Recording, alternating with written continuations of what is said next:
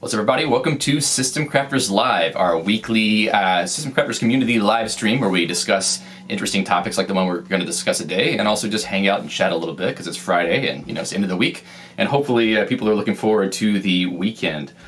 So let's see. Let me say hello to some people before we get started here. I can't see everybody in the chat from before the stream started, but I see Dean, John, Case, Thomas, F23A, Daigo, Nivas, Blather's Kite, Tomas, John Eastman, Vladislav, Glenn, Simon, Marcanero. The mic is kind of funny. What does that mean? Does it sound wrong? Uh-oh. I have no idea how it sounds. Hold 1 second, let me see if I can fix it.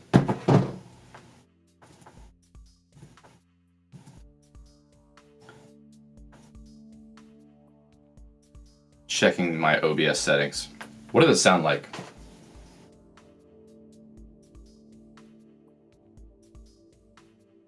All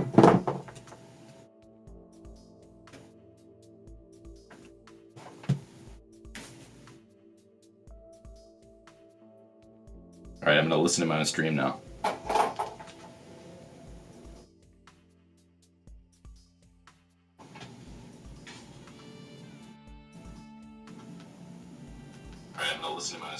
I think it's the wrong microphone. Sorry about that. Let me fix that.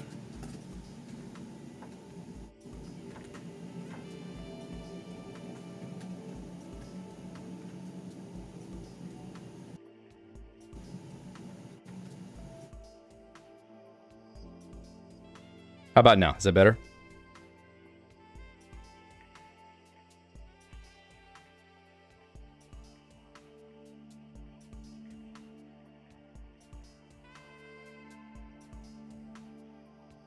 Okay, great. Sorry about that. Yeah, I think something got messed up in my audio settings, which is, always the case. Something happens whenever I'm trying to get the stream set up on Fridays. And once again, we got bit by the, demons of of OBS setup. Somehow it's selected a different audio interface, but it actually didn't say that in the UI. It just said it was still the same one. So that's what we deal with here, the vagaries of being a streamer. Because I can't really call myself a streamer like, the people that you see who are streaming all the time on Twitch who are like, doing it hours and hours and hours. But, yeah. Romper room. Yeah, well, that is sort of what I'm doing here. I'm just saying hello to the people that I see who are here. And let's see, what else? Who else has joined up since then? I think I see Krister, Charlie, Brad, Ivan is here, Benoit, Robert, Hyperblocker, Wind Up Boy. Let's see, Valentino, Khaled.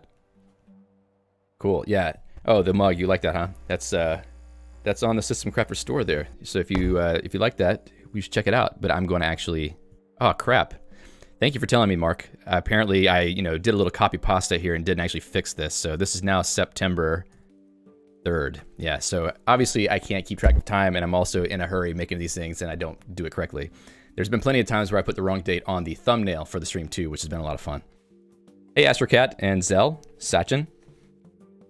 All right, so before we get into the main topic today, I wanted to give just a quick little update on the System Crafter store, which I launched or announced last Friday. So about 20 people ordered from the store last week. I really appreciate all of you who put orders in last week. I believe that many of your packages should be coming in the next couple of days.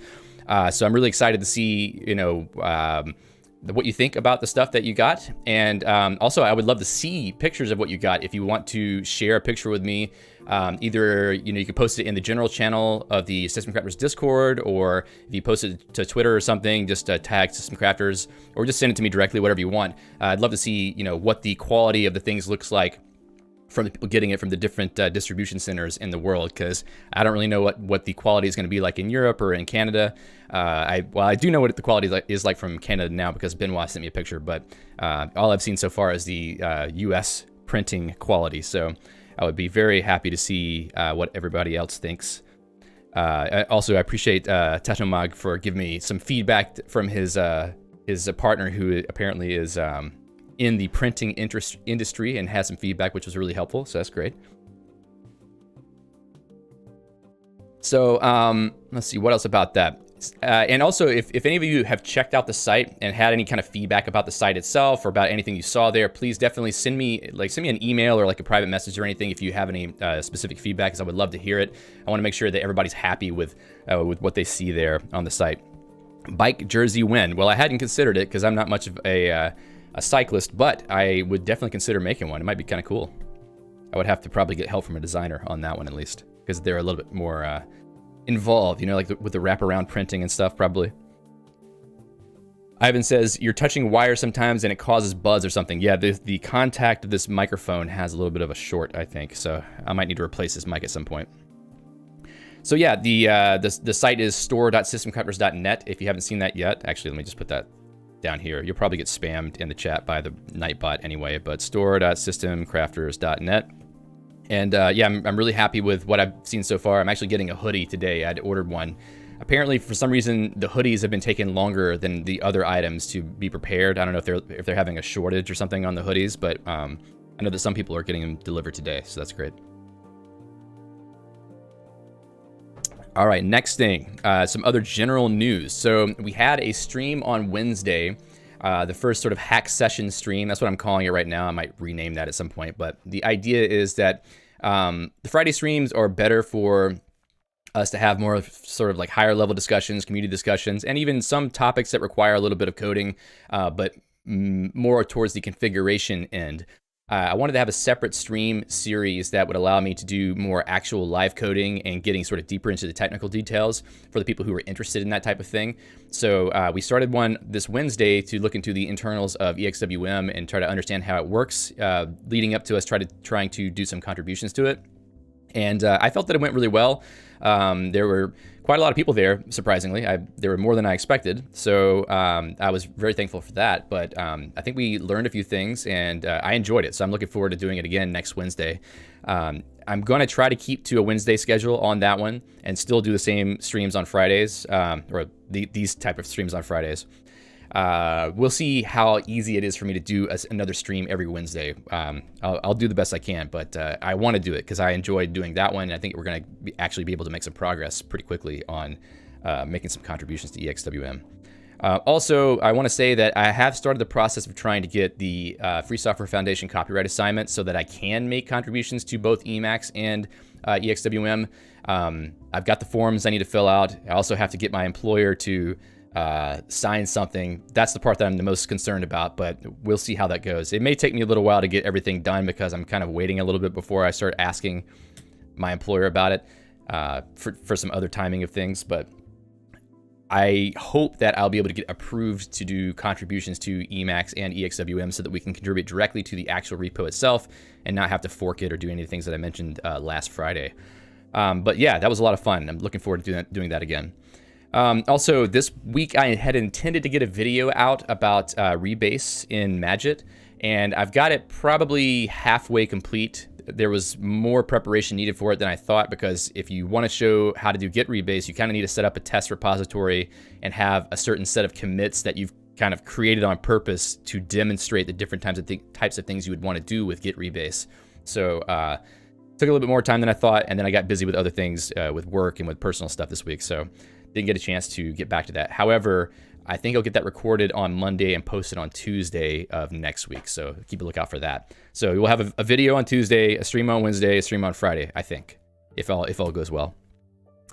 And also, this is your weekly reminder to submit a proposal to EmacsConf 2021. I'm not going to go into detail again on that because I've already said it a bunch of times, but definitely if you have been thinking about submitting a proposal, just do it. I mean, it's not gonna hurt to make a little proposal and send it, especially if you only want to do like a 5 or 20-minute presentation. So definitely do that if you haven't already. Maybe, well, I was thinking maybe it would be good if we had a place where we could all talk about what our proposals would be, like a channel on the Discord or something. But I don't want people to feel like pressured or like they have to have a great idea or something. In fact, if you have an idea and you're not sure about it, send me a message. You can even send me a private message if you wanted to, and we can talk about it a little bit, because I want everybody to feel like they have an opportunity to do a presentation there if they want to. And the last thing I wanted to mention for sponsors of the channel, first of all, I want to say thank you all who are sponsors. I really appreciate all of your support. But one thing that happened recently is I made some tweaks to the settings of my GitHub sponsors and my Patreon, and I think it actually caused some people's sponsorship transactions to be rejected by banks. I don't exactly know what happened behind the scenes, but I think that for whatever reason, the bank thinks that now it's a different type of transaction, and they'll automatically cancel it. So take a look at your GitHub sponsors account or your Patreon account and see whether there's like a declined transaction there, because I think something weird has been going on. I've had a couple people who seem to not to stop being sponsors, and they came back and they're like, I don't know what happened. So I think that something weird is happening behind the scenes, and I just wanted to make sure that people were aware of that. Case says, or the IRC channel. Yeah, I'm not saying, I mean, people can definitely come to IRC and talk about it too, but the reason why I sort of said Discord first is because the Discord is a little bit more organized with different channels and whatnot. However, anything that I say here that people can talk about on Discord, definitely you can talk about it on IRC too, because we're there all day long. All right, so today's topic, we're going to be talking about the OrgRoam database API. And so far, we've been talking a lot about how to use the built-in functionality of OrgRoam, but since this is, based on org mode, part of the point of using something like this, like OrgRoam, is that you should be able to customize it to your own workflow and your own tastes. So the OrgRoam package provides an API for actually doing queries on the notes that you have stored, or what, as they call them, nodes. And you can do things with those nodes. You can extract information from them, or you can use them to build agenda views, or you can do all kinds of stuff to make a custom workflow with OrgRoam if you want to. So I haven't personally got to spend a lot of time investigating this yet. So what I thought we would do today is like investigate this API together, see what we can learn about it, and then try some specific scenarios and see if maybe we could write some code that would allow us to set up these custom, I guess, integrations with OrgRoam with your own configuration. So I think it might be kind of fun.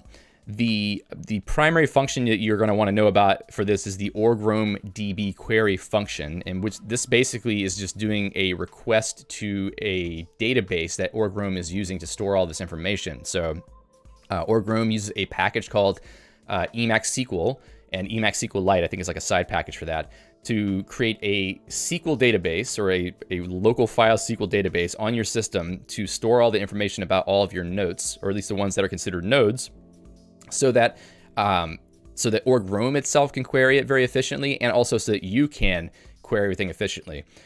So a lot of people ask me, what's the benefit of OrgRoam on top of org mode? Well, obviously there's the whole Zettelkasten aspect, but if you want to know what the actual functionality of OrgRoam is on top of org mode, it's basically just a database indexer. So you have a folder full of org files, and OrgRoam looks at all those files and just creates a database out of that information, so that it's a lot quicker to list all those files and get some of the top level information about them.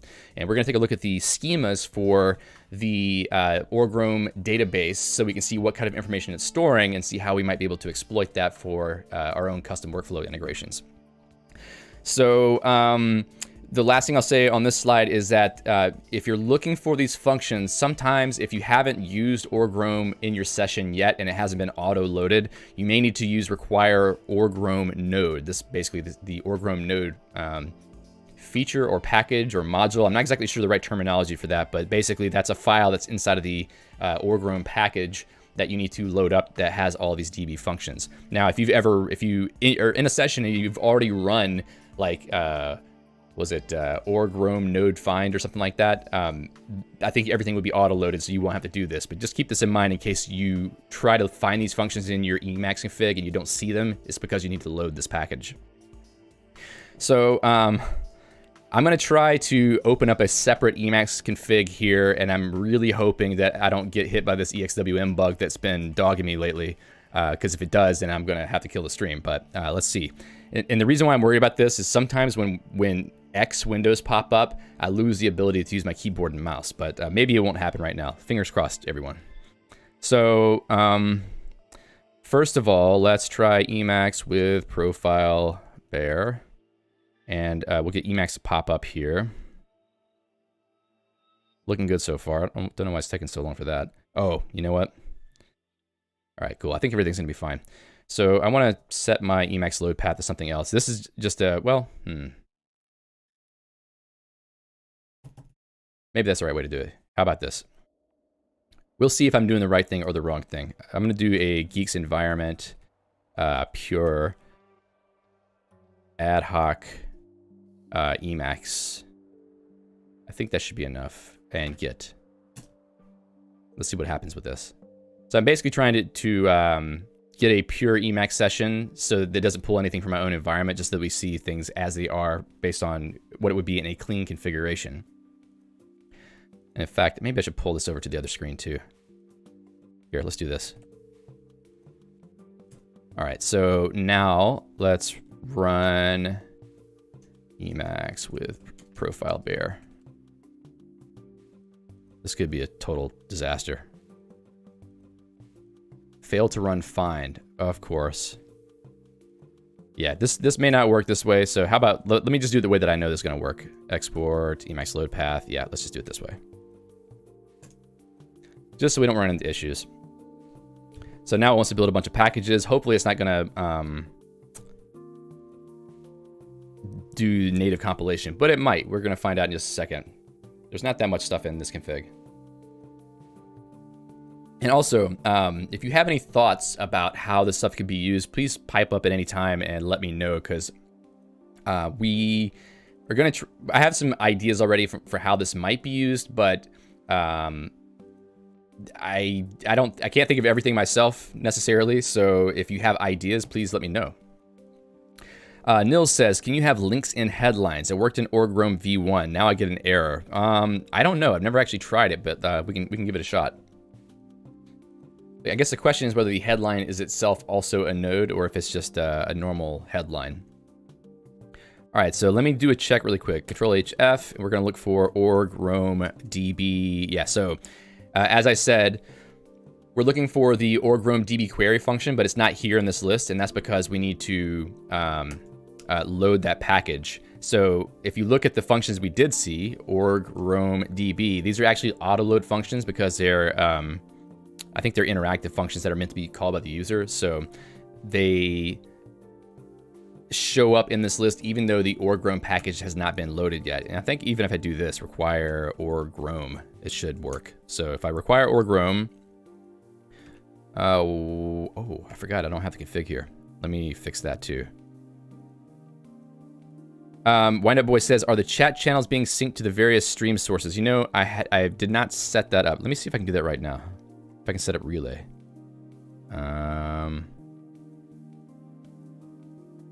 Okay, it doesn't seem to be letting me here. Yeah, there's a way for me to set up a relay for the chat messages between the services, but I have not done it yet. I meant to do it today and I forgot. Sorry about that. All right, so let me close that window. And I need to grab the roam configuration from the last stream, or the last video, I think. So let's go to project sites, system crafters, content, brain. Let's go with this one, I think. Wind Up Boy says, I see my question in the stream window, so something is singing. Oh, okay. Yeah. So this restream service is pulling in the chat message from both YouTube and Twitch. So let me grab the starting config from this. And then drop it over into this config. I haven't actually got the config saved here, so I'm just going to put it here. Control-Alt-X. Okay, so now if I look for org roam db query, it does show up. So that's the function we care about. This is org roam db query function, and it's basically a function that takes in a SQL query that's formatted as S expressions, basically, and then runs it on the database, on the org roam database. So let me go back to the notes here. I think I'm missing a slide. Okay. All right, so yeah, first what we're gonna do is we're gonna check out the schema for the database. We're gonna try to look at what the actual tables are and the columns are. And if you don't really know anything about databases, the way that a relational database, like a SQL database, works is that you have various tables of information. So maybe like a table for the files that are in your node org roam notes, maybe a table for the nodes that are there. So like the individual notes that are considered top level notes in org roam, or they have this own table. There could be other top level tables for other things as well. And the power of a relational database is that you're able to do something called joins across multiple tables to connect the information using a key of some sort. And then you can get data sets back from that database in a very efficient way. So it's a lot faster than reading from text files and trying to build up all the information yourself. You've got a format where all this information is stored, and you've also got a database system that's able to query it very efficiently.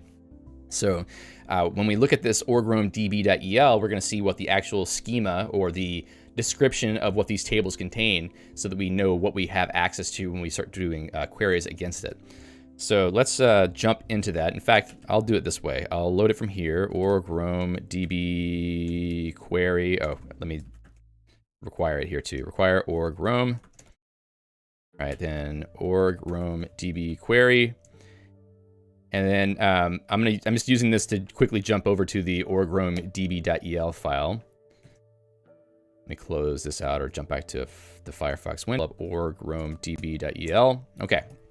So in this file, if you look for schema, you'll find the section called schemata, which I guess is the plural form of schema. And this is just the list of tables and the columns for those tables, or the properties or fields of those tables. And we can see that there is a files table. It has a file path, probably like that represents the file itself. The hash for the file, which is probably the way that they know that the file's been changed or not, because you take the content of the file and you hash it, which basically gives you a unique, you could say it's a number, it could be alphanumeric symbol or something, but it uniquely identifies the content. So if you change anything about that content, that hash is going to change. That's stored here as well. Then the A time and the M time, I'm guessing those are like the access time and the modified time. So we're storing timestamps about those files as well. Ivan is asking if the video is being choppy for anyone else. Let me know if it is. Also, we have a nodes table, and this is sort of the most important table out of all this, I think, because we have all the nodes of your notes. Obviously, you have the ID of the node, which we talked about before, where you have a file and that file level has an ID attached to it. And then if you have any individual, let me check and see if maybe I have a lot of CPU usage. 100% OBS, of course. And then who else? Is that Firefox? I don't know why Procad showed up there. If you are having troubles with the stream, maybe you can refresh the stream and see if it gets any better. I'm not sure exactly why that would be happening. All right, so heading level nodes also have IDs that get attached. So if it's a file level node or a heading level node, both of those would be represented here. The file itself would say which file it came from, and this is probably a link to this part of the database as well. So you can get the information about the individual file by linking between these file columns. And then the position in the file where the node is found. So if it's like a heading, maybe where in the file it's found. Also interesting stuff like the to-do state and the priority. So for any node that has a to-do state or priority, that information is also being stored. So if you start thinking about how you might use that, if you wanted to find any nodes that represented a to-do or had a priority. You could find that by querying for those here. Also for deadlines. So if you have a scheduled date or a deadline for a given item that's inside of your org-roam nodes. Now, when I say node, I mean it's actually registered as a node and it's not just a regular heading. I'm pretty sure that regular headings don't get listed here, but we're going to find that out in a little bit. So yeah, all that information is stored for like the to-do, the priority, the scheduled and deadline dates. Then you also have the title of the node. So it's either probably the title of the document or the heading text, I would think. Also, any extra properties. So if you came up with a custom property that you added to nodes, you might be able to search based on that, or maybe just any other property in general.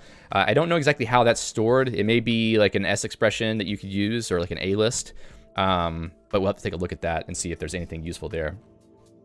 And then the next table is aliases. So we talked, I think in the first video, about setting aliases for nodes, so that if you wanted to have two nodes that somehow have the same name, but you wanted to differentiate between them, you could create an alias for one of them to give it a different name.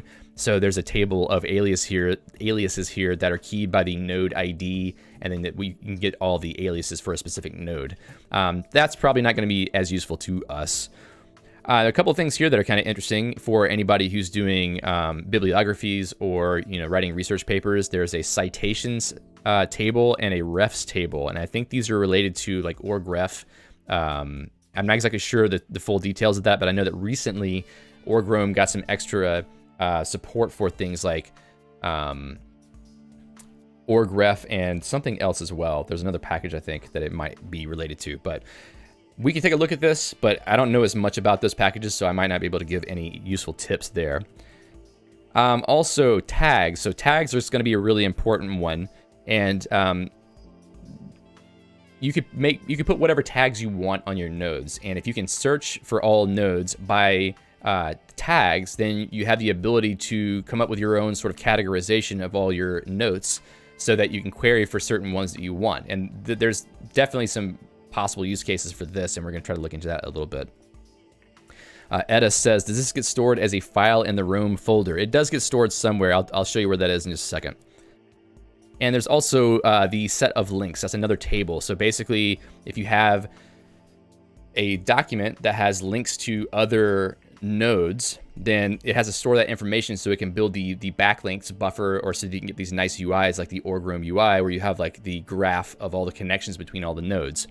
So the fields here, so there's like a position, I'm guessing, of the link itself, the source file of the link, the destination of the link, type of link, and the properties of the link. And then there's a foreign key setup between source to the nodes table. So Robert says maybe query the DB with SQLite 3. That's basically what we're going to do, and that's what org-roam does.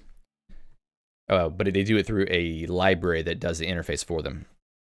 So yeah, so I guess the important thing to look at for all these tables would be the foreign key, and that's basically how you relate this table to another table. So for instance, the nodes table says it has a foreign key to the files table through the file column of the nodes table and the file column of the files table. So Edis, you probably don't want to save it in a place where you do source control, though, because you don't want to check this in. In fact, you don't need to check it in because, well, under the right circumstances, org-roam will regenerate this database correctly on any of your machines, so you shouldn't really need to sync it between machines. It might be kind of a pain to do that, actually. So not too many tables and not too much information there, but it is useful information that we might be able to find a way to use it somehow to do various different interesting things. All right, so let me jump back to the notes. And the other thing that's interesting to mention here is that if you look inside this file, there are functions that are used for accessing certain parts of a node that you get back. So if I look for org-roam node tags, is it in this file? Is that the right name for it? Org-roam node tags. Must be in a different file. Oh, you know what? I think it's in org-roam node. Org-roam Rome node. So org Rome node tags. Okay, interesting.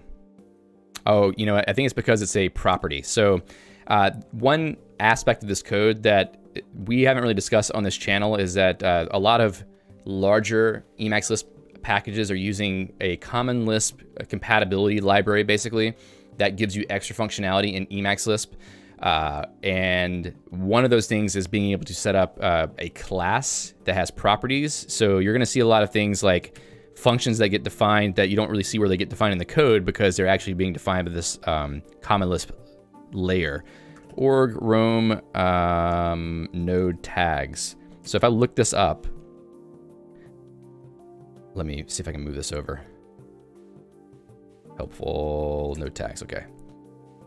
So it tells us that it has it accesses these slot tags of org Rome node struct CLX. So if we go look at the code, it's going to tell us that this def struct is where the definition for that came from. So yeah, you may not find the actual function definitions for some of these things, but do know that it is because there is a structure being defined, and you can see all of those property names here, I believe. So the org Rome node type that's being defined in this library has like file hash, a time, m time, ID, level, blah, blah, blah, to do priority, all those things that you want to find. There's going to be a function like org Rome node dash to do, etc. So you can use that to grab all the information off of the node that you get back from the database when you do these queries. All right. So, so querying for nodes. I mean, this is basically what you're going to be doing. You're going to be trying to write a query for org Rome nodes. And there's 3 different ways to do this that I can find so far. One is to use the org Rome node read function. And this is basically a function that you can use in your code to show a completion list for node names to the user. So if I were to just run that myself, like org Rome node read, it will just give me a list of all of my own nodes that I have in my set of documents. And it lets me select one, and then what it's going to do is return that node back as a as something that I can access. So if I were to take this geeks node and press enter, then it's going to give me the structure for that org Rome node, and you see like all the information about that for my own Rome nodes. So I could use all these functions that I mentioned before, org Rome node tags, etc., to pull that information out and then use it however I like. So in some kind of configuration workflow wiring that we do or anything like that, which can be pretty useful. There's also org Rome node at point, which is a function you can use. So if you're trying to write some kind of function that deals with the current node that you're in, like if it's in a org Rome note, or maybe you have a heading level note or node, wherever your cursor is in the file, if you call this function, it will give you the node information back for the current node, which can be used for other things like getting links and all this other stuff. So if you wanted to do some automation on your org Rome notes, you might be able to use this function to get the node for the current location of wherever you're editing. I think this is probably what's being used for things like the backlinks buffer and also for the org Rome UI whenever it's updating the UI based on whatever note you're looking at. And then there's the function we mentioned before, which is the org Rome DB query function, which allows you to make direct queries using a SQL-like syntax to the org Rome node database. So there's a lot of other functions in org Rome db.el that we can look at as well. We might do that if we have time a little bit later, and maybe find ways we could use those. But at least for now, we're going to look at just how to use these 3 functions to query for nodes and use that information for making a custom workflow with org Rome, basically. And I'll say that we're doing sort of investigation and experimentation right now. I'm actually intending to make a video about some of this stuff later to show how to use it in a more thoughtful way. But we're doing the initial investigation right now, so whatever we do today may actually show up in a video later. And one last thing to mention here is that there is a part of the manual, the org Rome manual, that has information about how to use this stuff. It's not really much more than what I just said, but if you wanted to go look at the manual and find out what information they have, then I've got a link in the show notes that you can check out in the description after the stream. All right, so first of all, let's try to figure out a way to show a completion list of nodes with a specific tag. So in the Emacs config that we have here, I think I use like a programming languages tag or languages tag on some of the notes. If I were to use a CNF, let's see, there's a project note there. Maybe I didn't actually set one up. So let's go to the JavaScript note. No tags here. If I were to use org roam add, tag add, and say language, or maybe programming language. I wonder if spaces work. Yeah. Okay, so it added a file tags entry here, and now if I were to go and use Control-C and F to look at the... That's interesting. Why does it say language and not programming language? Well, let's just change it to language anyway, just for the sake of making things a little bit more clear. So you can see that it actually shows up in the listing for whenever you do Control-C and F and ask for all the nodes. In the JavaScript node has a tag, all the way over here at the right-hand side. This is coming up because of Vertigo. Ramsey says it's 2 tags. Well, I think that the syntax is that if you have something that's closed by colons, that should be considered 1 tag, but maybe it's being truncated for some reason. So, but you could be right. Maybe you are right about that. All right, so we have the language tag here, and we should probably add a couple more that have language tags as well. So if I go to the scheme node, I can use the same function, tag add. We're going to use language for that one. Yeah, maybe you're right, Rabzi. I can't remember exactly whether space is that or not, but you're probably right. And also, we could do that for a heading as well. So what if we go to the programming languages document here and say, what other language could we say here? Python, I guess. And if we turn this into a node, I think it's org ID. What is it? ID get create? Yeah, that's the one. Okay, so now that becomes a node, and if we use org roam tag add and say language here, then this should also show up in a listing for languages. And if we use Control-C and F and type in Python, we can see that language shows up here in the listing as well.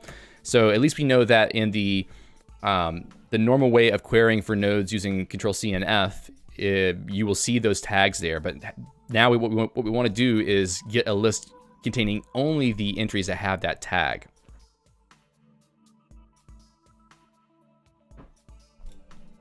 So I think we can use a function that I mentioned before, the org roam node read. And what it tells us is read and return an org roam node. Initial input is the initial mini buffer prompt value, which is basically the string that would be already typed in the mini buffer. There's also the ability to set a filter function, which is a function to filter out nodes. And this is what we're going to try to use to have a list that only has the nodes that we want the user to select from. You can also have a sort function if you want to sort them in a particular way. We're not going to do that right now, but that's something we could do later. And if require match, the mini buffer prompt will require a match. I'm guessing what that means is it doesn't let you create a new node if it doesn't exist already. So that also might be useful if you want to make sure that the node exists before the user can select it. So what we'll try to do is go back to our Scratch buffer and write a function that uses this org roam node read. So defun, let's see,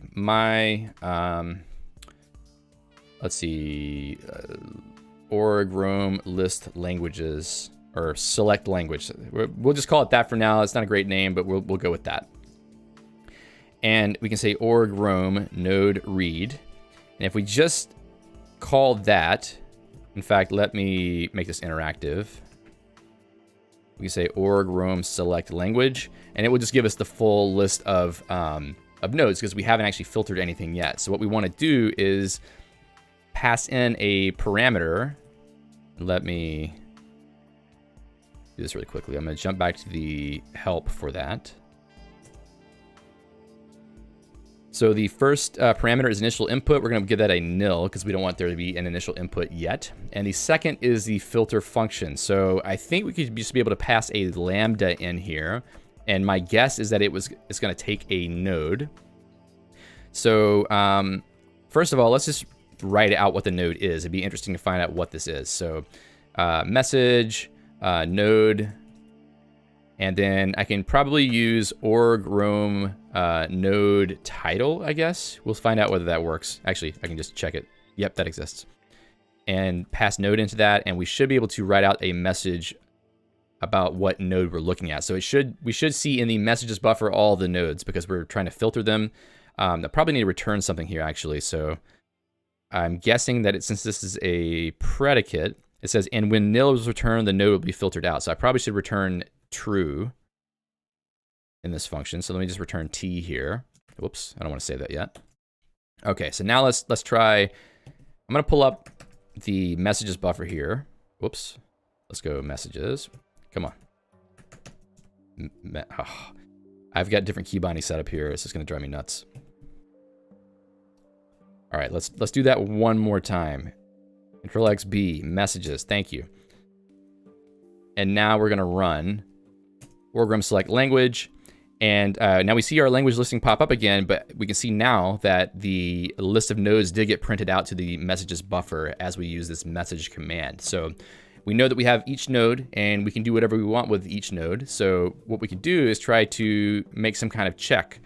And let me see what org roam node tags returns. It probably returns a list, access slot tags. So in fact, we might be able to write that out. I don't know if capital S is the one that I need to use for this, but let's do this really quick. Tags node. I keep getting myself into trouble with Control X, Control S. All right, so I've saved that. Let me jump down to the message buffer and then run that command one more time. Okay, cool. So it looks like we have a list here for the tags. Whenever there is actually tags on an entry, we have a list that could be multiple items. Interesting that, yeah, I think we never set one that had 2 tags. In fact, how about we do that? We'll go to one of our files that we have open already, like the JavaScript file, and we'll add another file level tag to this. Let's see. What tag would we like to add for JavaScript? Let's say not Lisp. That's fun. All right.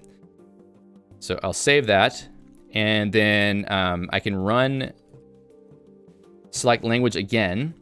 And we can see that for one of these entries, there's 2 tags. One of them is language, the other is not Lisp. So apparently if we were able to look at this list of tags, then we could do some logic on it to filter things out. So what we can do is use, let's see, I think member is the one we want to use. Case said it could have been in Lisp. Yeah, it could have been Lisp. All right, so member is a built-in function, and you're looking for a specific member in a list. So return non-nil if element is an element of list, compare done with equal. So that sounds probably like what we want to do, but we'll have to make sure that that this doesn't need like string equal. I don't know if there's a member function that deals with strings specifically, but let's try this first and see what happens. So we're looking for language, the tag language, and we're looking in org roam node tags for the node. And in theory, we should just be able to return whatever that tells us. And that should be enough because this is the last expression in this function. And oh, you'll probably need to take the car of the result. Would I though? Because I think if it's in the list, it's going to return something, and something is enough to represent true. So let's try it first and see if it works. And if it doesn't work, we can debug it a little bit. So I'm going to run that, and then I'll run my org roam select language. And now we only get the items that have the language tag. So that's already pretty helpful. You can imagine having a set of helper functions. Maybe if you wanted to only look up items or notes of a particular type, you could do that pretty easily. Now, maybe that's not what you want, but it shows that at least it's pretty easy to query for, or at least for something specific like this. If you want to have a completion list for a certain type of node in your org roam notes, you can easily get that by using the org roam node read function. Now for sorting, what we could do, let's say we want all the items that have a longer title to come first. We could do that as well with another function. So in fact, I might try to drop these down onto individual lines. We'll drop this one down too, and maybe we'll delete some space here to put that back. Yeah, I know I should be using other key bindings for this, but that was the quickest way to do it at the moment. I keep hitting Control X, Control S out of complete habit, and this is a scratch buffer, so it's yelling at me. In fact, how about this? I'm going to save it as a file. So org roam hacks.el. Okay.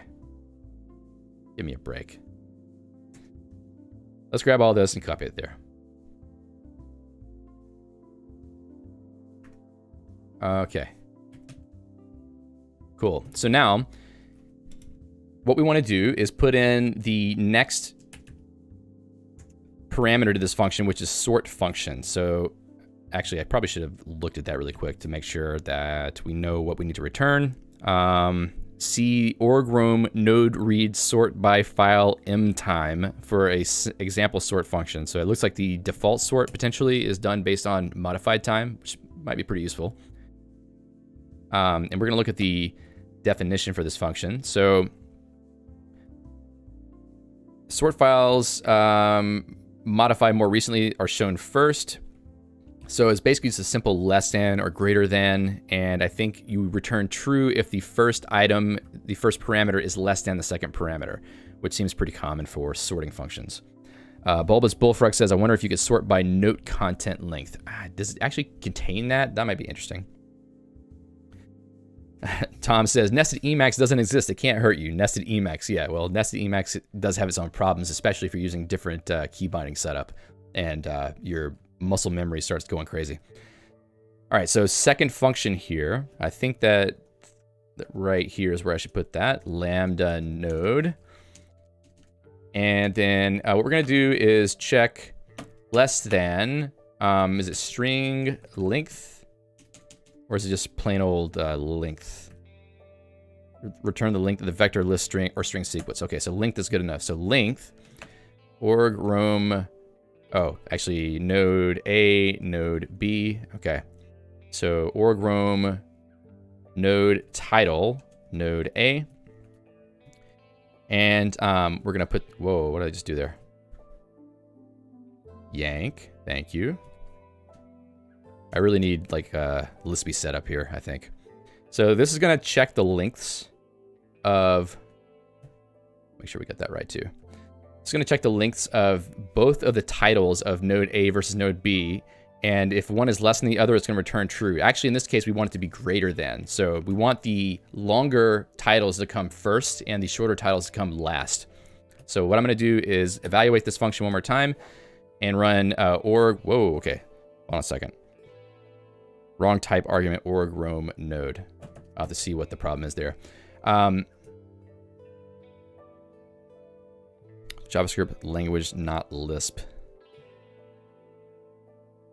That's interesting. So how about we do toggle debug on error? If anybody has a thought on the problem here, definitely feel free to speak up as well. So we're calling sort. Whoa. I don't know what I did to make it go away. I guess I pressed a key and it didn't like it. All right, so org roam node read. We're calling seek sort. Lambda node A, node B. I think this is the stuff that I wrote there. Applying the function. Node A, node B. I probably should check one more time that example that we were looking at before to see if... Let's see, where was it at? Node. Completion A, completion B. I don't know if it doesn't like the fact that it's a lambda, but it shouldn't matter. Oh, you need to use cdr on that. Okay, that explains it. Here we go. So let's do it this way. Apparently that is a thing. So it's actually not a node yet. It's a completion entry that has a node in it. So we'll go with this for a second, and we will run org roam select language again. And once again, it's also not happy. What did I do wrong? Oh, that's what I did wrong. I put it in the wrong place. Let me switch this cdr. I really need Lispy set up here, obviously. So it needs to be around the node itself because it's actually not a node. In fact, I'm just going to change that to completion while I'm here. And then change these two as well. Okay, and I'll check this. Make sure that everything is lined up. Doesn't seem to be yet. Okay, so there's one too many parentheses on the outside. Evaluate. Let's run it again. All right, so strangely, it didn't seem to work. So we wanted to see if the title, the length of the title on one is greater than the other.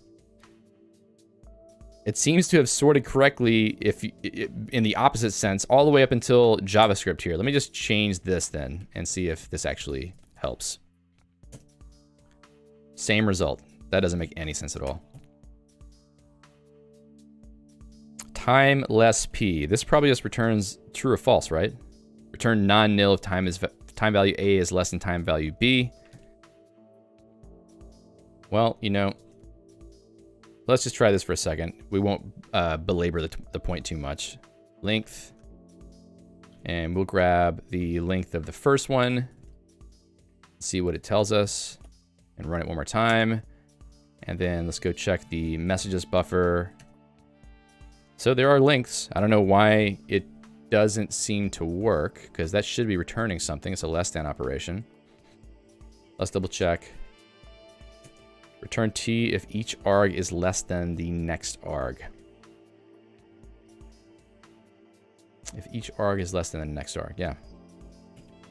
Let's see, less than, less p. Is S1 less than S2? Yeah, that's a sorting thing, but we're looking at length. Whatever. In theory, you should be able to use this to sort the items. It doesn't seem to be working here. I don't really know why. Valentino says, "Hey David, have you ever thought about using a different WM in this particular situation, avoiding nested Emacs sessions?" Yeah, I've definitely thought about using something else while streaming or doing other tasks so that I don't run into weird issues. But you know, in most cases, it's okay. The fact that I'm having issues right now has nothing to do with nested Emacs. It's more to do with the fact that this configuration I'm using for demonstration purposes doesn't have the same key bindings that I normally use. Wind Up Boy says you need a REPL. Yeah, you're probably right about that. Let's try this real quick. So IELM. And well, you know, we don't have the right things to put in, but let's just say, I mean, this should obviously work. Testing. Length test. I think it's going to return false. Yeah, nil. Because testing is greater than test. If I were to take this again, I'm probably, if I just use, was it? Yeah, there we go. Testing. And that returns true. So that would work in general, but obviously it's not working for the sorting of this list of items. You know what?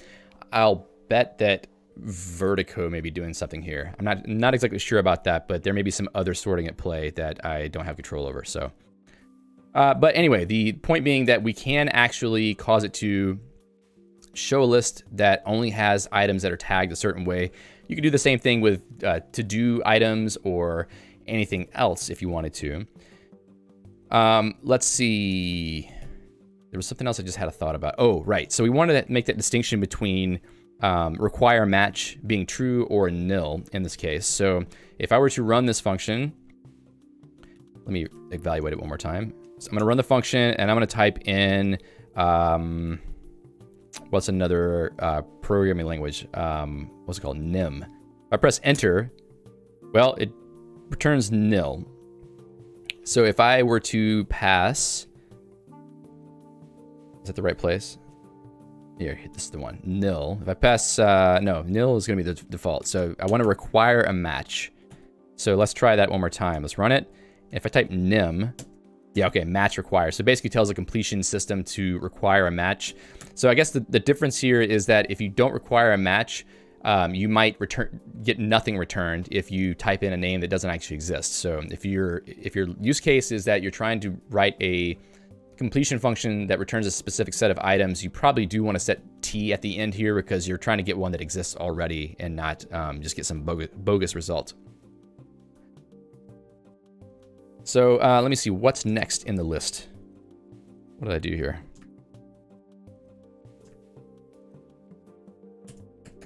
I think I got stuck. Oh. click. Thank you. All right.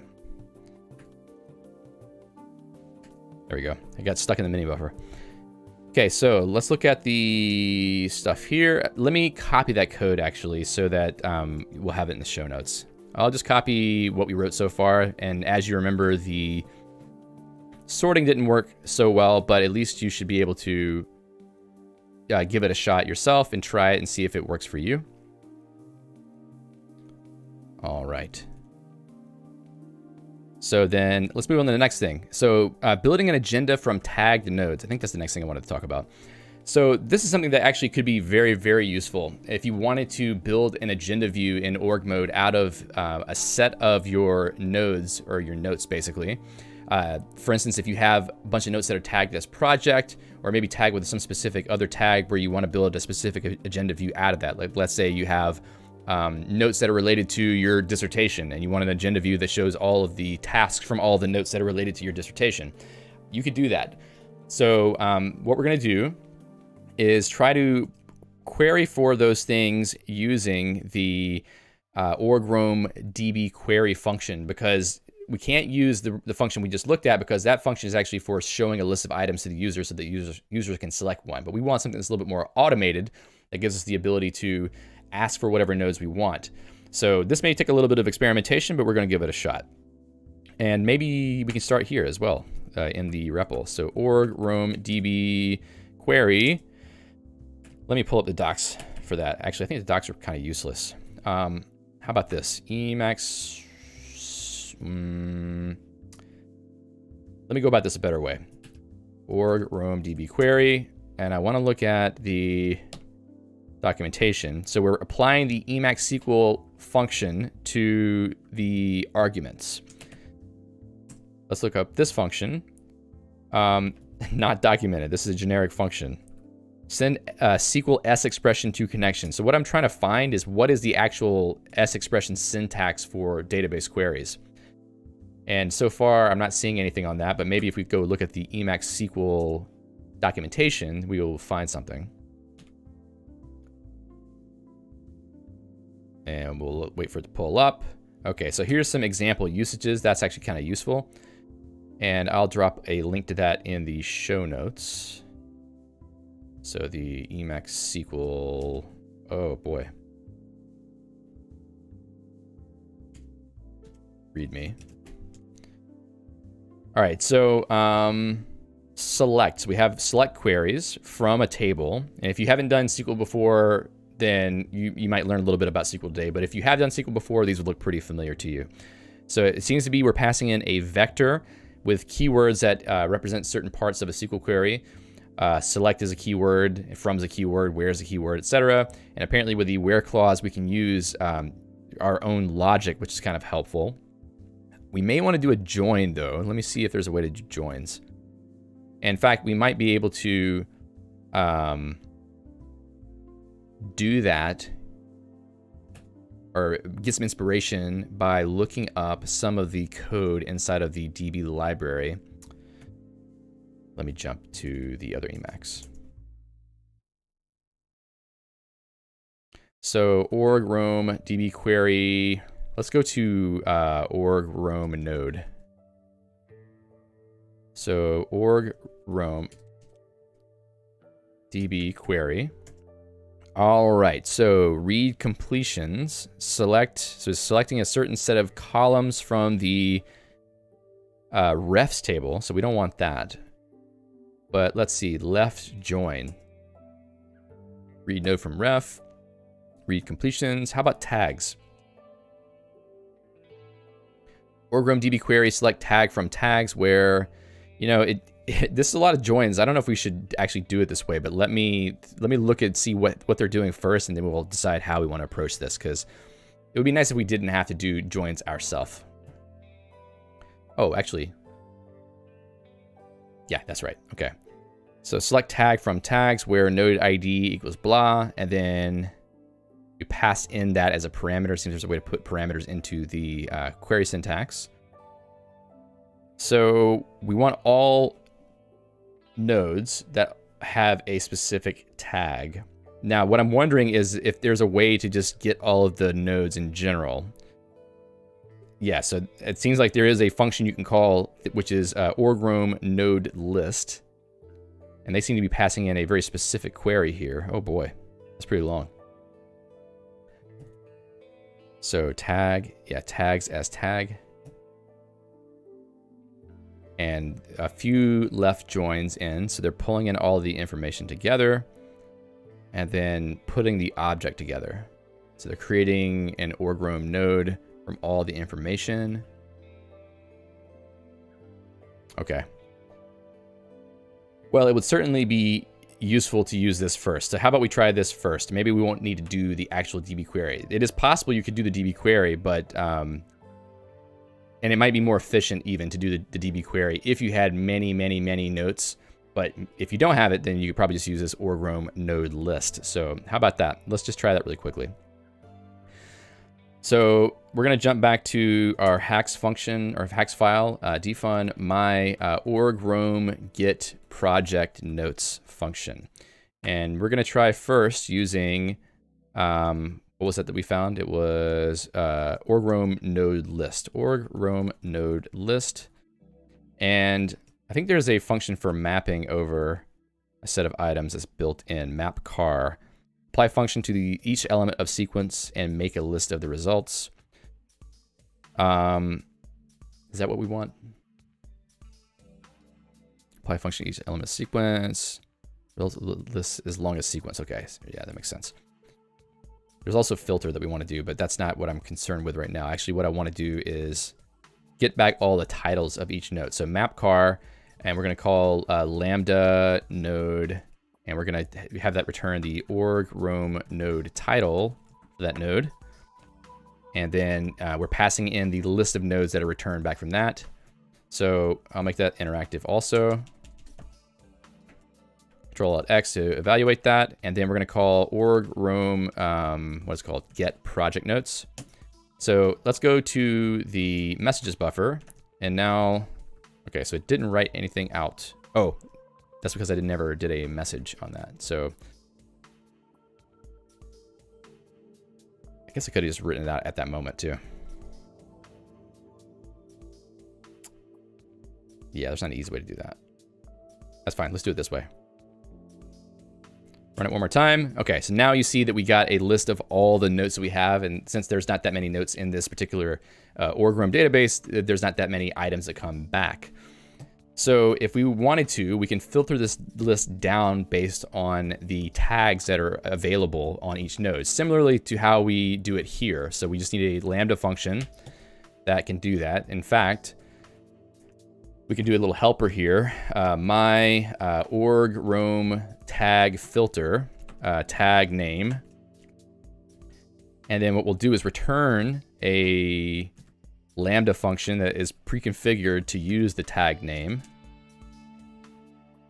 Now that sort of presupposes that this has this code is lexically bound. So I haven't set that up yet, but let's do this first. So org-roam tag filter. So what we need to do is find another function for filtering. So filter, map filter, no. Trying to see if there's one built into Emacs, because I know there's ones like this dash filter from the dash.el library, but I'm trying to avoid using those.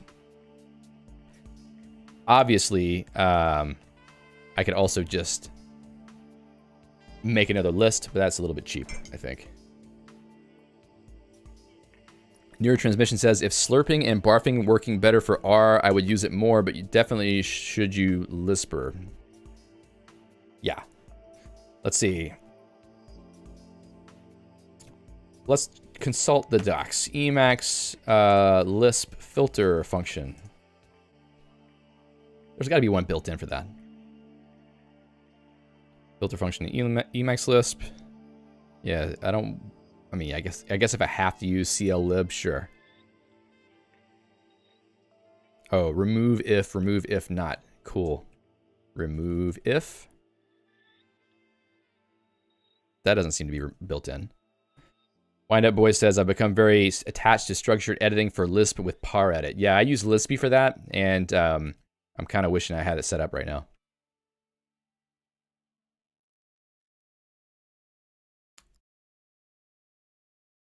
Where is it? Okay, CL sequence. Okay, you have to require CL lib first. Fine, I'll do that. So how about we just say, well, no, you know what? Let's do it here so it's more obvious that it's needed for this specifically. And I think CL lib, okay, is it not actually deprecated? One of the CL libraries, it may just be plain old CL is actually deprecated. Remove if, CL remove if. Okay, so it's there. And if we ask it about itself, predicate and sequence. All right. Yeah, CL is deprecated. That's right. That's the right one. Bulbous Bullfrog says I would be surprised if there was no built-in filter, but you never know. Yeah. Okay, so what we'll do is then use CL remove if, and we can pass in my org roam tag filter. Oh, remove if not. Yeah, we want remove if not, because what we're saying is this filter will return true if the tag is part of the tags list. And what we want is to remove any items that don't contain that tag. So CL remove if not, or my org roam tag filter project. So what we're doing here is returning a function that will filter for the project tag. And then we're going to pass in the sequence for that, which is going to be the org roam node list. All right, so let me just clean it up a little bit here. And that should give us a list of project notes, I think. And obviously this shouldn't be interactive for API purposes, but we're just going to do that for now. So if I call it directly my org roam get project notes, it doesn't like it for some reason. Remember tag name void. Okay, so I think that we have a lexical scoping issue here because it's actually in dynamic scope. File variable, add file local variable, lexical binding. Yeah. Let's see, add variable. Prop line, yeah, okay. Lexical binding T. Save that. Control C, Control C. Okay, it's not defined. Let's eval the buffer. Okay, so now maybe this will be lexically bound. I'm not sure. We're gonna find out in just a second. So I'll try running that function one more time, and it still doesn't like it. So I think I might need to create a let around this. So let the real tag be tag name. And if you don't know what's happening here, don't worry too much, because the whole point of this is for me to just give you some code that you can use. You don't necessarily have to understand the language semantics of what's happening. But basically this tag name variable isn't showing up whenever we're trying to call it, because we're making a reusable Lambda function. So I'm just trying to fix that problem really quickly. Unbalanced parentheses. Hi, Hyder. Bulbous Bullfrog says, functional programmer colors are showing. I like it. Yeah, this is, I prefer doing things the functional way whenever I can get away with it. All right, so the real tag. Let me then try to run my org roam tag filter test. Okay, we'll see. I don't know if that's going to work. In fact, maybe I could do that. Will this work? Fun call. No, let's not do that. Might want to check out seek filter or seek remove. Oh, there you go. Great. See, that's the thing. The functions you're looking for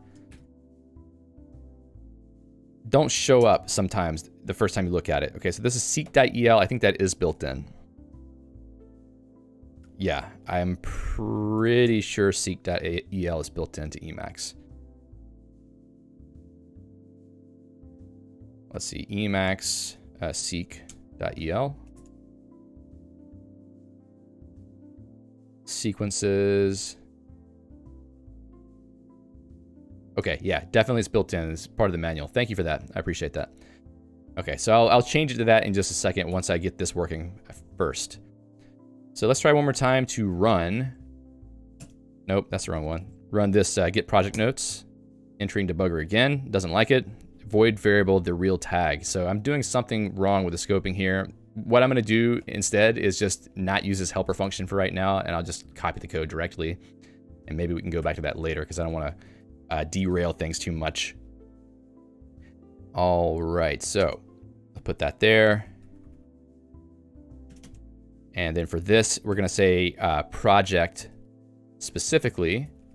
And then we'll go back here and make sure that these parentheses are going to balance up correctly. That is correct.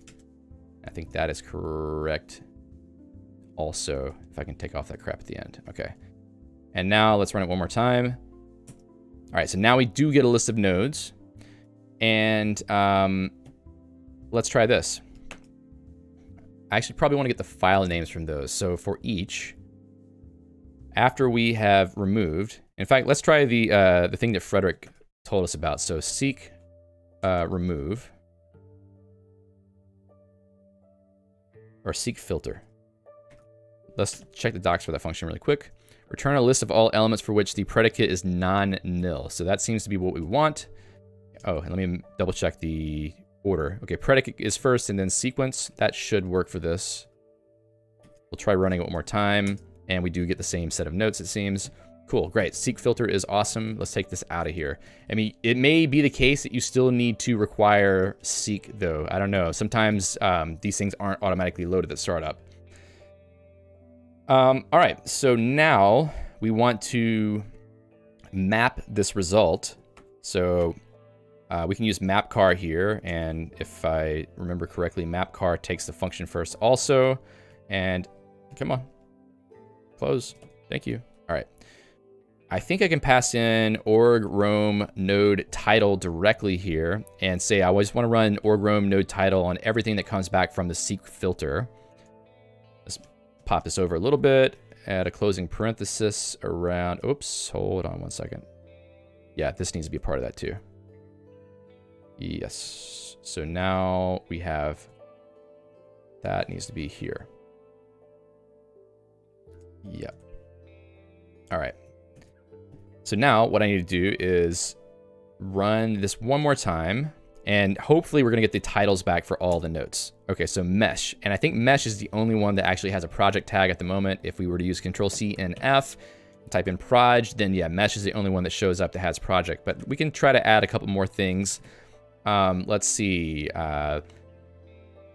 system crafters, we'll add a tag, we'll add a tag of project to that one. We'll also go to, whoa, what was that? Didn't like something. Also, what else? CNF proj. Yeah, that's funny. There was an error there. Okay, yeah, I don't know why all of a sudden there was an error, but if I see it again, I'll try to debug it. Another project, let's make sure we have 3. Let's say CNF chores. So let's create a new node called chores, and then we're going to add a tag to it called project. Okay, invalid function, org with point at. That's really freaky.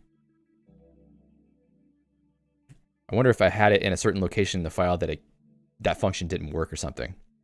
That's the reason why sometimes I don't like these functions that try to do something with whatever's at the current point, because they may not cover all cases and you'll end up with errors whenever you don't really want to see errors.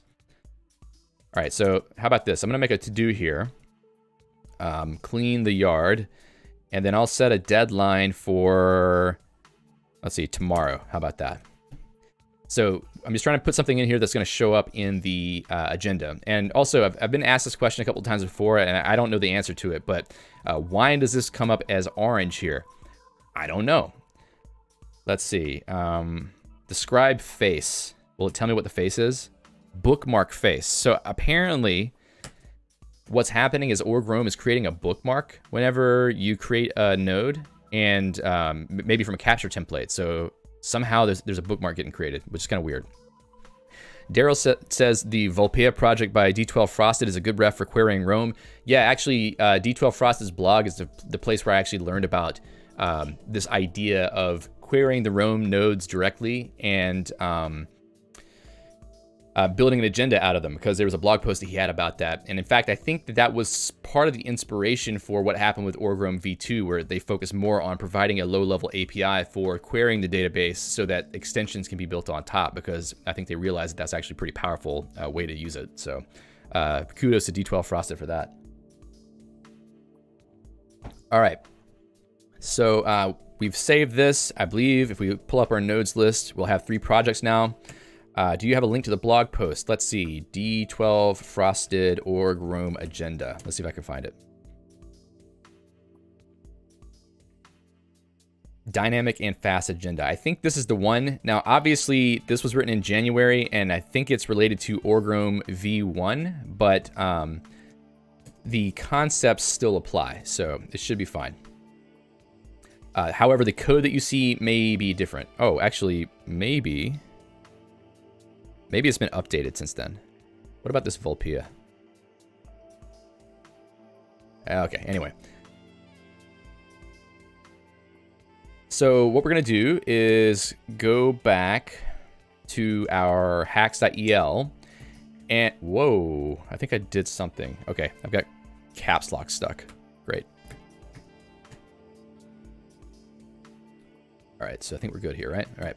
So we are going to set our org roam agenda, org mode, or org agenda list. That's the one, right? Agenda files. Finally, there we go. All right, so org agenda files is the list of files that get used to build the org mode. Am I saying the right thing? I keep saying org roam, I think, when I mean org mode. Org mode agenda is, org agenda files is a list of files that org mode uses to build an agenda view. So if we use setq org agenda files, and we'll also, I think we might need to setq org directory. Is that right?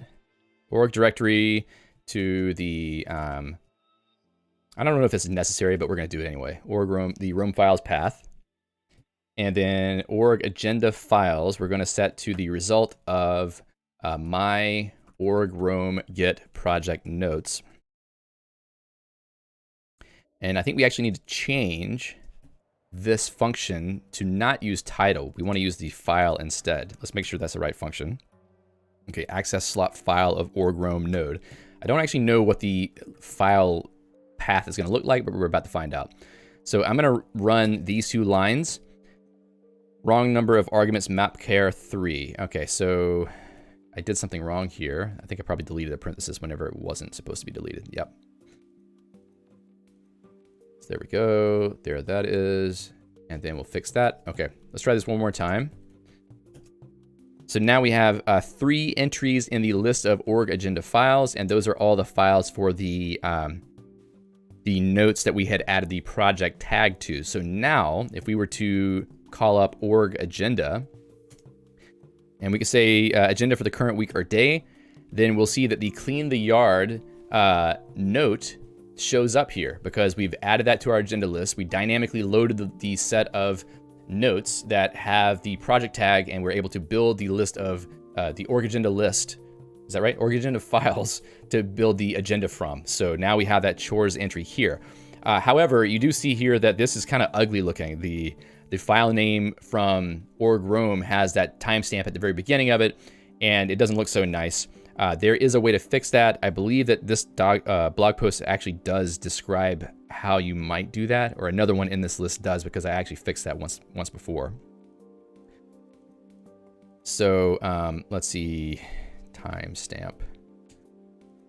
This was a blog series, so I'm guessing that it has been somewhere in the list. Let's see, path org roam v2.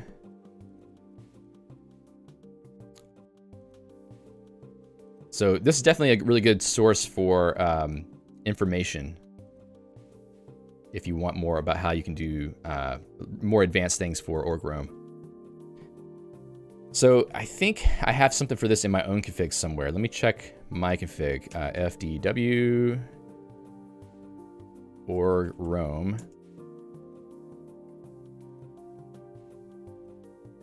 Interesting. So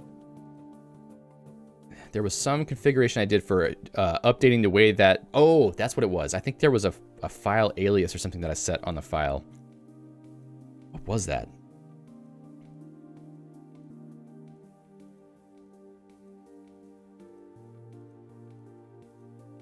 There is a way to set that string. And in fact, in my own notes, let me see. What's a good note for that?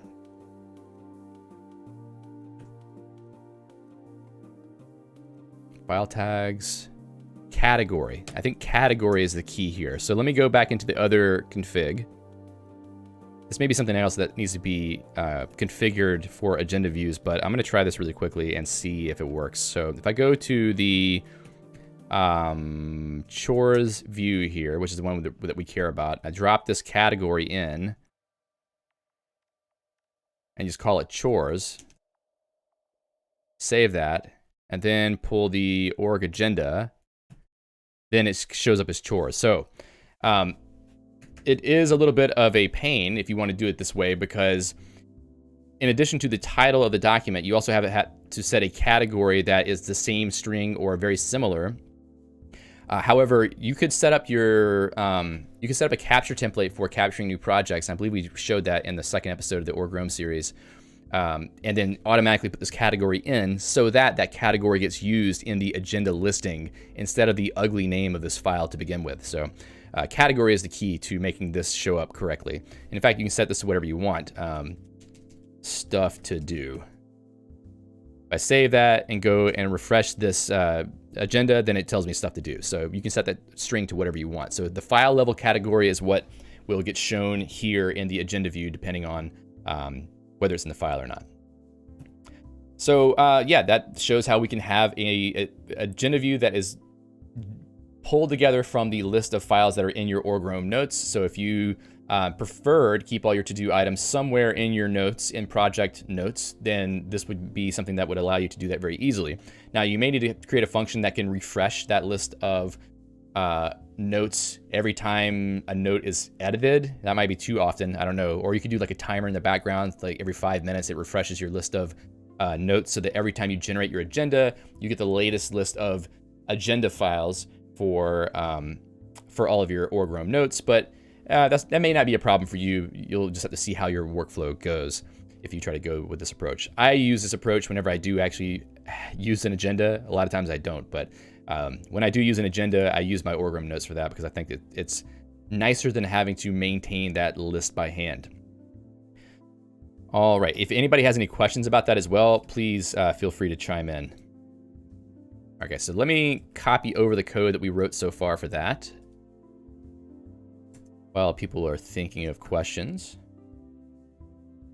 And we'll go with this part. I'm going to skip the tag filter function because that wasn't working very well. I'm pretty sure we just end up with some kind of lexical scoping issue. All right, I'm just going to save this here.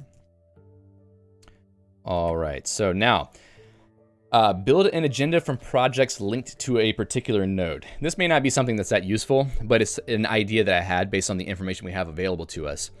You could potentially build an agenda view from the list of projects that, like, say you want to build an agenda for anything that's linked to a particular project. So we could use both the Org Roam node read function to get a node from the user, and then take that and use the same functionality we used before to find links between that node and other nodes, and then pull all those together basically to make an agenda list, and then build an agenda view from that. Now, I'm not exactly sure how this would be useful, but maybe you could think of a way that would be useful for you. Let's see. Thomas says, have to go. Have a nice weekend. Thanks for coming, Thomas. Have a nice weekend. Andrew says, no dislikes on the video because God uses only Lisp. Yeah, did somebody dislike the video? I don't know. I have somebody who likes going and being the sole disliker on a lot of videos, so I don't know who you are, but thank you. Shufang says, hi, how would you integrate Org Roam with GTD archive? This confused me a lot. You mean like archiving tasks or something else? I mean, if it's for archiving tasks, I mean, you could have a specific note for storing your archive and just refile to that note. But Yeah, there's other ways you could do it, but if you could tell me a little bit more about your use case, I might be able to give you some tips. Bulbous Bullfrog says, do you have any examples of timers to update the agenda in the background? Well, what you could do is in this function we wrote, we could have another additional function. Let's see, let's go back to the hacks file. We have another additional function called my update org roam agenda list or something like that. I don't know if that's the right way to call this, but you could basically just have the same set queue inside of it. And then what you would do is have the run at time function. And you can give it an interval, I think. So repeat the action every repeat seconds if repeat is non-nil. Perform an action at time. Time should be one of, or t being the next integral or multiple of repeat. So what I would do is run at time t, and you could say, let's see, string giving a relative time like 90 or 2 hours, 30 minutes. You could say something like 5 minutes. And then I think the other part of this would be the function itself, which could be the my update org room agenda list. Now, when you run this, it should call that function every 5 minutes. And the first time, when you run it the first time, it's only going to call it after 5 minutes have passed, so it won't call it immediately, as far as I know. Because this section down here that says T says meaning the next integral multiple of repeat. I'm guessing that's what that means. So if somebody else knows something different, either say it in the chat or leave a note in the comments afterwards. But yeah, run at time is a great way to run things in the background. So you can do anything you want with that. Marcinero says, I'm trying to figure out a way to org roam create a file with all nodes inserted in it that match X pattern. Well, you could do that. The way that you would do it is have a capture template that calls that function to insert that information into the buffer. So let's see, org mode template expansion. I think that's the place we want to look for that. So in the org mode documentation, there's a section called template expansion. And there is a way to call an Emacs Lisp function inside of a capture template with this %, open parens, expression syntax. So if you had a function that is able to do the query for all the notes that you want for whatever purpose, and then turn that into a string, then you could use that function inside of a capture template so that whenever someone creates a new node using that capture template, it will automatically insert the information in there. And that function gets evaluated dynamically at the time of template use. So it could be anything. It could even be time-based. It could be based on whatever you want. So that could be a pretty useful thing if you wanted to try to do something like that. All right, so now we're gonna go back to the idea of pulling all of the files that are related to a given note. So we're gonna figure out how to do that because I don't really know yet. So let's check out org roam node links. Let's see. Access slot source node of org roam reflink or backlink. So I don't know if a reflink, let's see if the org roam documentation has anything about this. Org roam manual. All right, so does it say anything about ref links? Okay, refs. Node properties, refs. Refs are unique identifiers for, oh, this is a different thing, I think. For nodes, these keys allow references to the key to show up in the org roam buffer. For example, a node for a website may use the URL as the ref. So a ref is like another way to identify a node. So in the case of a node that's related to a website, you could say the ref is the actual website address itself. So that's not what we want here. Links.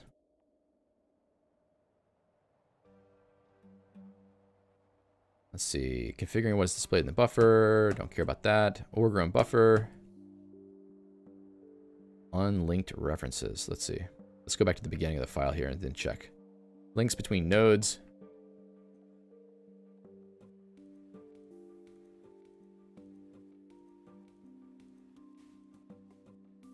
All right, let's check again then. We may have to look into the code itself. Org roam node links. Link replace all. Org roam link.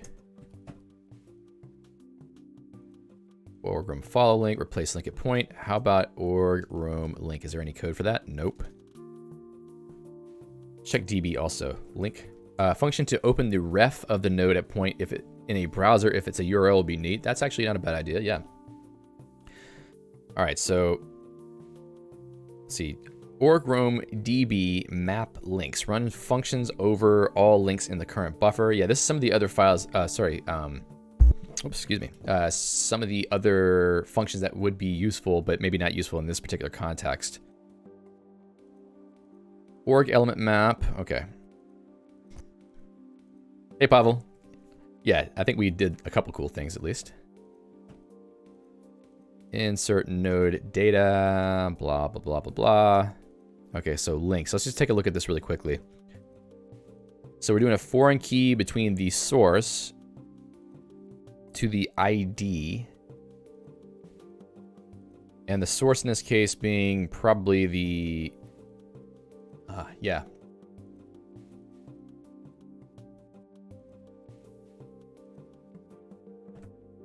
Oops, links.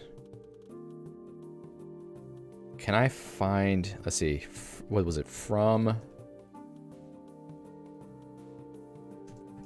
Whoops, okay, yeah, I don't have the X in here. Trying to do a search from links. Okay, let's go to node. From links. Links.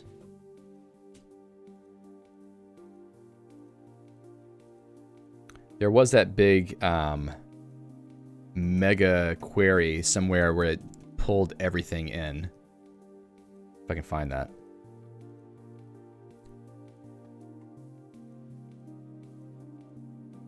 There it is. Okay. Let's see what they do with links here. Left join files on files equal node file. Okay, these don't seem to be gathering links though. Glenn says there seem to be some link types in org. Yeah, there's definitely a lot of different link types, and you can dynamically create your own link types. So that's probably why they mentioned that inside of the DB schema for links, because they have a type here. So that's probably the link there, but could be wrong about that. Okay, tags and refs. But as we saw, a ref is not actually a link. So check. Okay, let's just look for backlink. Backlinks get. Return the backlinks for a node. So it's not exactly, well, no. Maybe that is what we want after all. So if we have a note, we want everything that links to that note to show up. So how about that? So org roam backlinks get for node. This seems to be in org roam mode.el, probably because it's for the backlinks view. So their query looks for all the backlinks from the links table where the destination is the current. That's interesting. If source is an ID, you could probably do it the other way too. You can find what files that file links to in that case. So I wonder if we can actually use that. Let's try that really quick. That might be interesting. So we'll jump over to the hacks.el file. I'm going to paste this in. Delete some space. And then we're going to select from links, the source dest position properties, and where source and type equals ID. And then org roam node ID. Okay, so we'll put this in a function first. Define my, let's see, what do I call the other one? Get linked notes. Org roam get linked notes. Yeah, we're gonna make this interactive for now. And then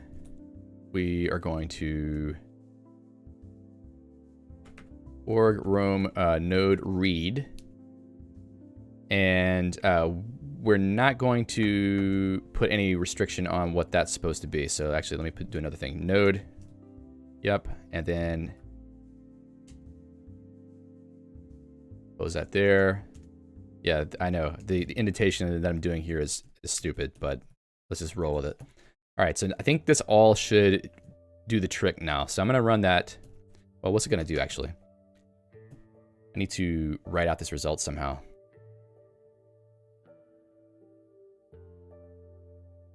Okay, maybe. How about I just do message links. Let's just see what it gives us back. It might be something completely nonsensical, but if it even works. My org roam get linked notes. And we're going to pick programming languages because it does have the list of languages. Okay, so it gave us a list of links. Great. So we got that list back. All of the links from the, let's see, the node that we selected to other nodes. So does it give us any other information? No, it just gives us the IDs. So this is the source and the dest, the source and the dest. Okay, so now if we use mapcar, how about that? Mapcar, and we put a lambda for the result, then let me check the messages really quickly. So it is a, hey Alex, it's a list of lists, it seems. And if I pick the second item, or in fact, I'm not that worried about what the source is. Let me just pick the destination link, because that's all I care about. I'm just going to pull the destination link. And then we will use that to query for the node. So org roam node. Is there a function that I can use to pull it by its ID? Insert from ID. Create an org roam node for the node containing ID. Return with nil if a node with ID does not exist. Okay, that should be it. Org roam node from ID. So if I pull that, org roam node from ID, and then the car of the result list, because it should just be the ID at that point. And what I want from that is the file. So org roam node file. And now with the map car, I want to actually pass in the org roam db query. And let's just like throw some indentation here. Pablo says, somehow I think that when you run an interactive function, the evaluation result gets printed to the messages buffer. It might. I think the interactive, interactive evaluation typically, it only does that if you use message. I don't think it will do the result. All right, so we have map car. Our lambda should be pulling in all the nodes, all the linked nodes, getting the ID out, the destination of the link, finding a node from that, and then getting the file column for that node. And once we get that information, we're going to have a message that prints all that out. So let's just double check the parentheses. Okay, cool. So let me go and run that, get linked notes, run programming languages again. Cool, it seems to have worked. So let's go to messages buffer, take a quick look at that. Yeah, so we have Emacs Lisp, Scheme, Emacs Lisp again, Scheme again. So let's take a look at the programming languages buffer. Okay, so I do actually have 2 links for Emacs Lisp and Scheme in there. So that explains why we have those. So apparently every single link in the buffer that links to another file is represented. So what we'll do now is try to filter those out because we don't need to have the same file multiple times. So I think that was going to be the seek remove, right? Or no.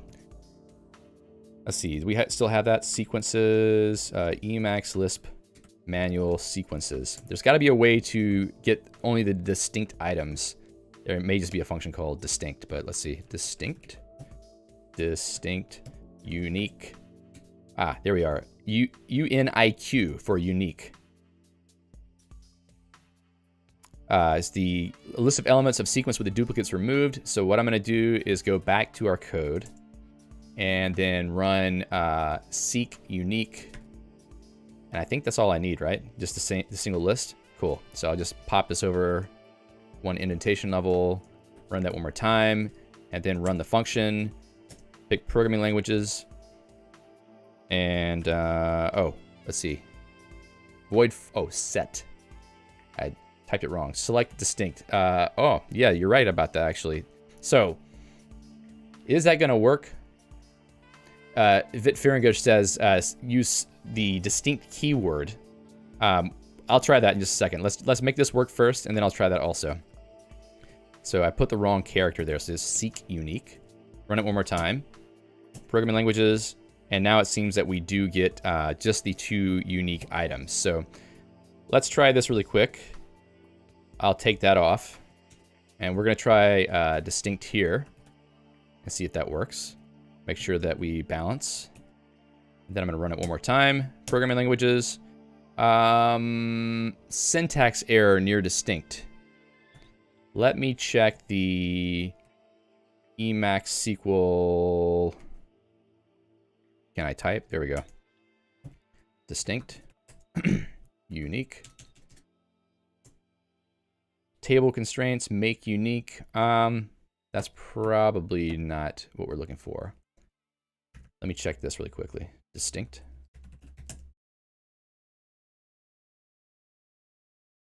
Fun call foobar distinct. There's compiler tests that are actually using that.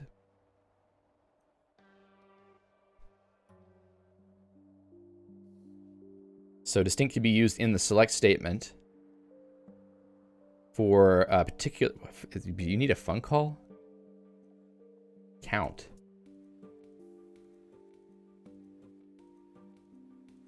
I don't understand why the fun call part is needed. Unless it's like a store procedure. What is this? Let me check the docs. Fun call. Okay. Expressions are written in Lisp style. However, several operators are special. Function-like operators like count and max use the fun call operator. So what we saw in the stuff here is fun call foobar. There's a function called foobar somewhere. Foobar.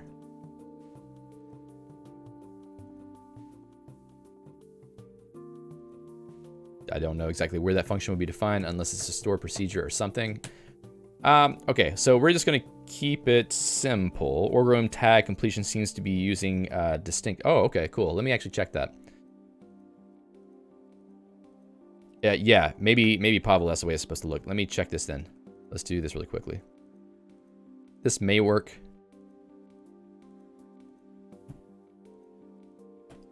And I'll run it one more time. Okay, did not like that, but there's probably something else I need to do. So let's check what Vit Firingish says about, was that an org roam node, right? Distinct? Okay, great. All right, so here we go. Select distinct tag. Interesting. So is this like a thing that has to come right here? Maybe it has to go there. Eval the code. Boom, that worked. Great, awesome. Thank you, Vit and Pavel, for the suggestions there. All right, so let me back this up a little bit. So now, apparently what you can do is right after the select keyword, you can put the distinct keyword so that you only get back the items that are unique. So we get back those 2 links now that are unique in that case. Great, so now we don't have to do extra queries for those specific nodes. All right, so getting back to the point of all this, what we want to do is build an agenda view for any files that are linked from the starting file. And I'm guessing you probably would want to also have the original file to be included in that list as well. So what we're going to do is append. No, let's const it together. So let's just do that. Org roam node file of node. And then we're going to take the result of the map car as the cooter position. And basically what we're doing here is we're just creating a list from, yeah, I know. Don't at me, bro. Okay, so we're creating a new list. The first item being the file name of the original node that we selected, and then the rest of the items being the list of nodes that were linked from that file. So I'm going to use Control-Alt-X, and then I'll run that one more time. Programming languages, and I think that doesn't get written out because I took the message out. But let's see what we'll do. Let's see. I will create a new binding here for org agenda files. And it's going to have nil in it to start with. I'm going to use setq org agenda files. And we're going to set this to be the org agenda files. Let's see. That makes sense. And then we are going to run org agenda. I may need to call that interactively, I'm not sure, but let's see. Make sure that we got everything lined up here. Okay, so let's see if this works. So what this function does, and maybe we can change the name of it. So show linked agenda. Let's call it that. It's gonna be an interactive function. And org roam show linked agenda. We're gonna pick programming languages, and then now it's gonna ask us for what type of agenda we wanna see. I press A, and then it pulls up an agenda view. Now, we need to make sure that we actually have a task in one of these. So let's go to the scheme file, and I'm gonna have a tasks list. I'm gonna have a to-do item. Whoops, let's see. Yeah, tab works on this config. Learn scheme. And the deadline, let's see, it's Control-C, Control-D. Let's say the deadline is tomorrow. You got a lot to learn between now and then. So I'm counting on all of you to learn scheme before tomorrow. So I'm gonna run the function again, org roam show linked agenda. I'm gonna pick, whoops, not that one.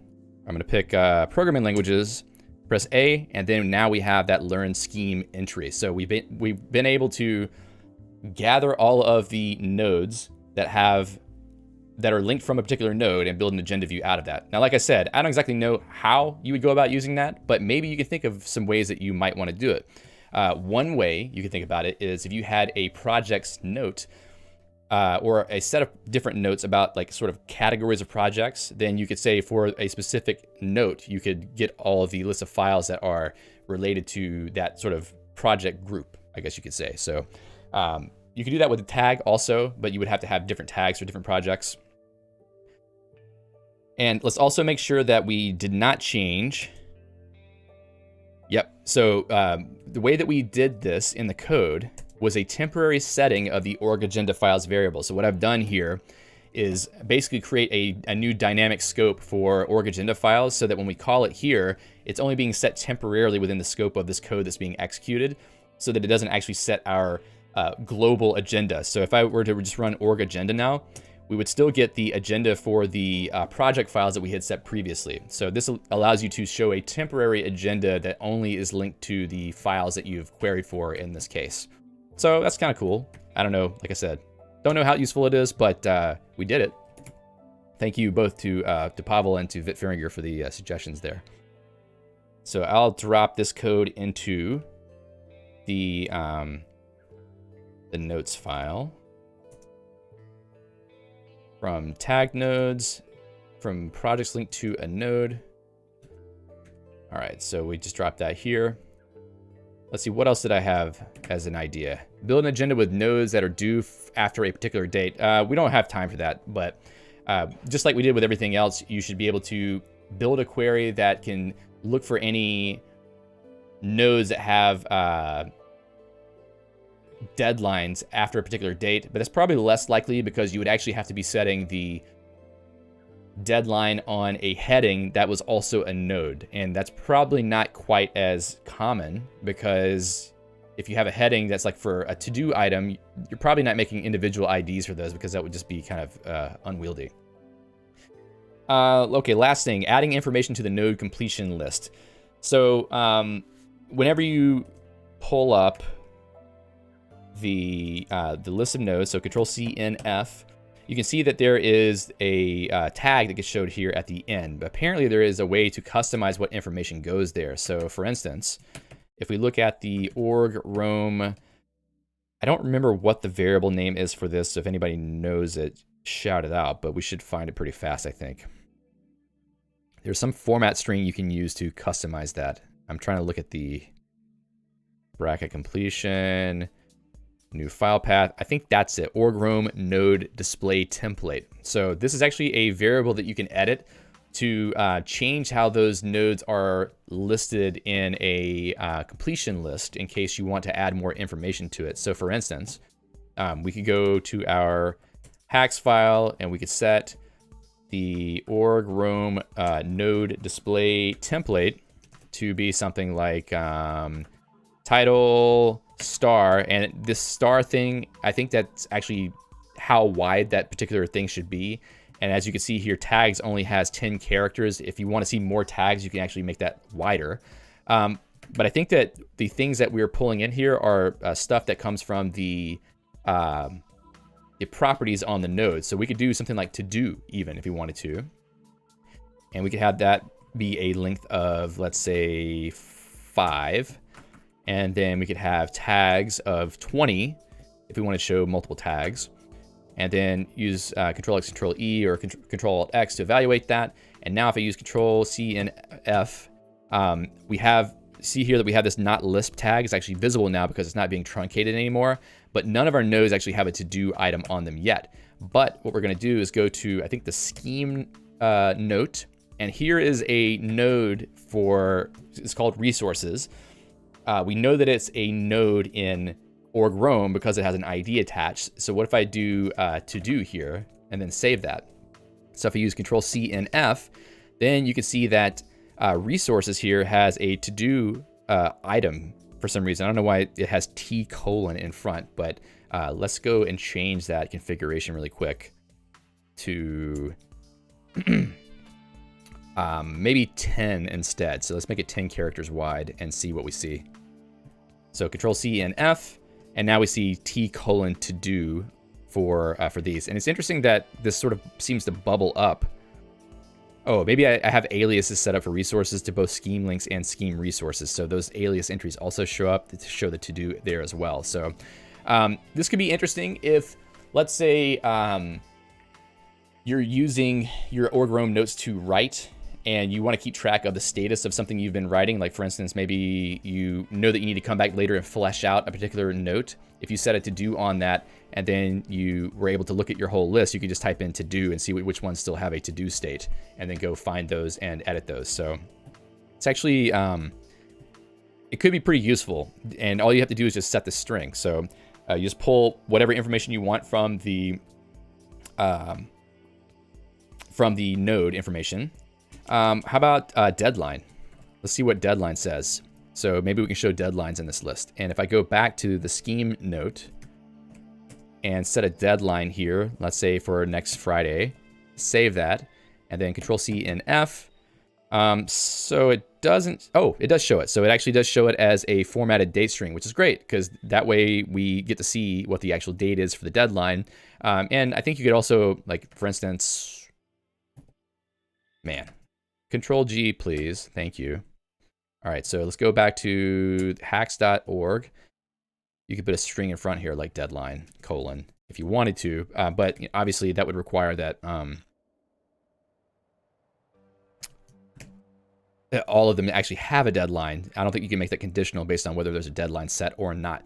However, this could be another case where you do something like what I showed before, where you have a function that shows a custom list of nodes, and you could do that trick where you define this variable inside of a let block so that you can set it temporarily to something else. So if you wanted to see a list of all your notes that had deadlines, you could show a completion list for that and then show that, you set this text so that it shows the deadline in the completion text. So that is something you could do if you wanted to. So I think that's all I have time for today for all this, but hopefully some of this stuff was useful to you. Like I said, I'll be making a video on some part of this in the org roam series in the future so that I can tell people how you might be able to use it for your own workflow and things that you might want to set up. Let's see.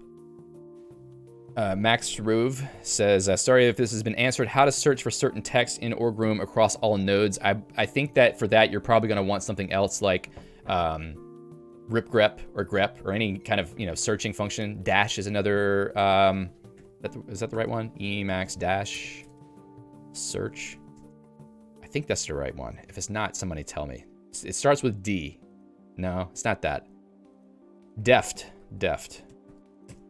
So there is a package called def that you can use. You can basically set the folder that you want it to search over, and then it will do like a full text search over all of the documents in that folder. So you could use that in addition to the normal orgroom functionality. Pavel says I would go with ripgrep. That's what I use.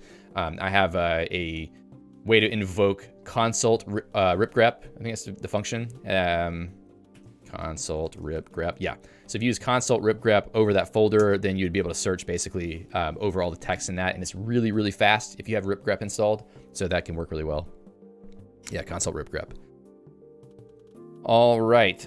So yeah, next week we're gonna do the video about doing git rebase with Magit.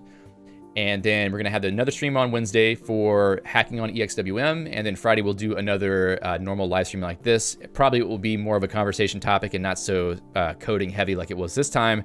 But I thought it would be interesting for us to sort of walk through this and see what we could do and maybe what we could learn about the orgroom API. I think we did pretty good as far as, figuring some things out. So I'm happy with it. All right. So before I go, I just want to say thank you to my sponsors. And as always, this screen is not up to date. I'm sorry, but yeah, this is like the last thing I remember to do every week, and I never have time. So these people and others who are not listed here currently have decided to sponsor the work that I'm doing, making videos about GNU Geeks, GNU Emacs, etc. And I'm very thankful to them for the support. If you're interested in supporting the channel, check out the links in the description below. One of them is to the support the channel page on systemcrafters.net. There's also a link to the store if you want to check out the cool stuff we have there: t-shirts, hoodies, baseball cap, stickers, etc. If you want to see the sticker, here you go. I think that it doesn't look right because the green screen filtering is pulling the green out, but they look really good in person.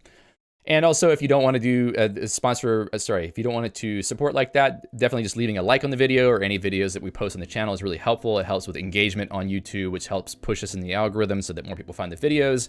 And, one of the big things right now that I want to do is try to grow the channel. I would love to hit 20K subscribers by the end of the year. So the more people who find the videos, the more chance we have of hitting that goal. So liking the videos and sharing them with other people can really help with that.